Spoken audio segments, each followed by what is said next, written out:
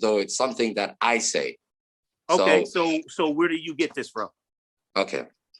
First and foremost, I get the term following closely from Lane's lexicon.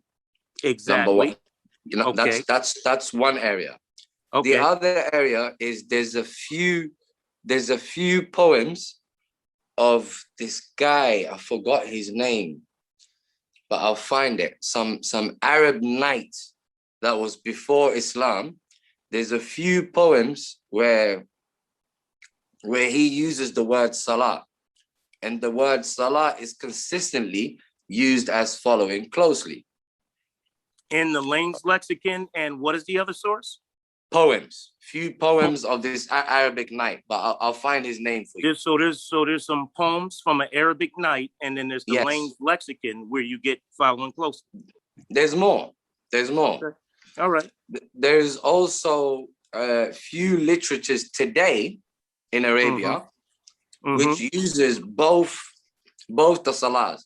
So there is sad lam woe and there is woe sad lam. So there's one that means to connect and there's another that means to follow closely. Both of them are used consistently throughout Arabic literature. Okay. The other point is, if you go to the scholars, if you go to the so-called scholars, the religious men, whatever, if you go to any of the Arabs, none of them have a problem acknowledging that the word salah linguistically means to follow something closely. None of them, not one.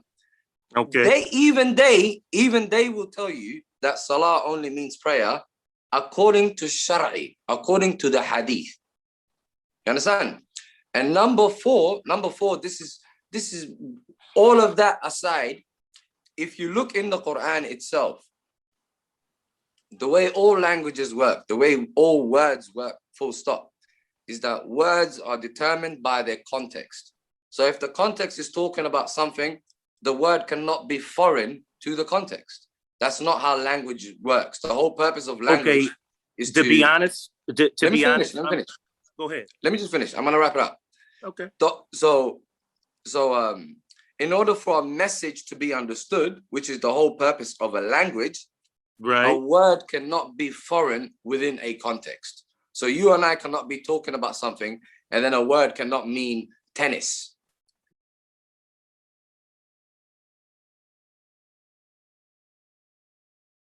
Okay, because to be honest, you just told me that you got Lane's lexicon, right, which is not a dictionary of the language, came from a white guy in the 1800s with his perception of ayats. Okay, that's number one. Number two, you told me about people before the Quran, and you gave me no evidence to anything you said. Everything you just said was all philosophy, and you didn't show me one ayat in reference to what you said. You didn't show me Lane's lexicon. You just said the people say this, and it's consistent with what the people say.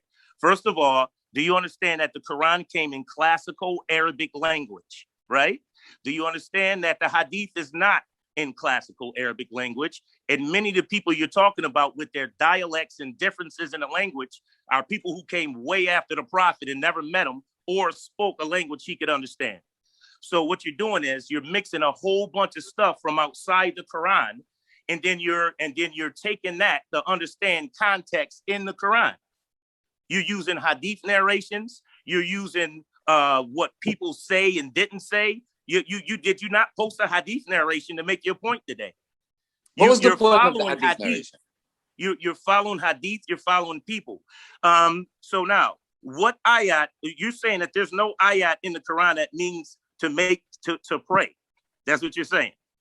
Yes. Before I address that, let's not caricature. Okay. Let's not caricature each other in the wrong way. No, you did it. You just told me about your previous people. You told me about Lane's lexicon. You told me about poems from some guy that you don't know his name. Then you told me about a bunch of other people. Okay, but you Kareem, didn't show me anything. This is all philosophy. Okay, and you don't understand the Arabic language, do you? Okay, Kareem, do you understand the Arabic language or not, bro? Let's be honest. I'm pretty sure I understand the Arabic language better. You do. So you understand I'm pretty certain about that. Give me one moment. You understand that? give me 1 moment, Kareem. Give me 1 moment. Okay. Let's not caricature each other. First and foremost. No, I'm telling you what you just told me. Give me Kareem, give me a moment. See how I didn't interrupt you? But you interrupted me now. No, but I didn't interrupt you. You finished, didn't you? No, I'm not finished. I'm telling you, I said what I said. You told me that you got your information from a bunch of outside sources outside of the Quran. Did you not That's just not what say I that? said. That's not what I said. Kareem. You said in Lane's lexicon, you said the way the people use the word salah, Kareem, it's called said a all pattern. this stuff. Kareem, it's called a pattern. You're trying to caricature So you're using me. outside stuff outside the Quran, right? No. See, no. Kareem, there's a difference between showing you a pattern and the way you're caricaturing right? it. Kareem, see, I was worried about this. Like, can we have a conversation? Yo, bro, because you're denying. Are you saying that where did you told me I got okay, let me know when you're done. Okay, I knew it was gonna become like this. Okay, thank you. I knew it. Okay, thank you. Let me explain what I'm saying. Okay, let me understand you. Did you tell me that you got your information from Lane's lexicon, a guy who does poems that you don't know his name, huh? And the way people use the word before the prophet and after the prophet. Is that what you said you got your information from? Okay, can I respond now? Yes. Okay. You're still doing the caricaturing, or you don't understand, or you don't understand. Listen to what I'm saying to you. Or you don't understand what you're not answering my question. I'm trying That's to. a yes or no question. Kareem, I'm trying to. Listen, please. Okay. I try to show you a pattern. You are trying to caricature me and ignore the fact that I'm trying to show you a pattern.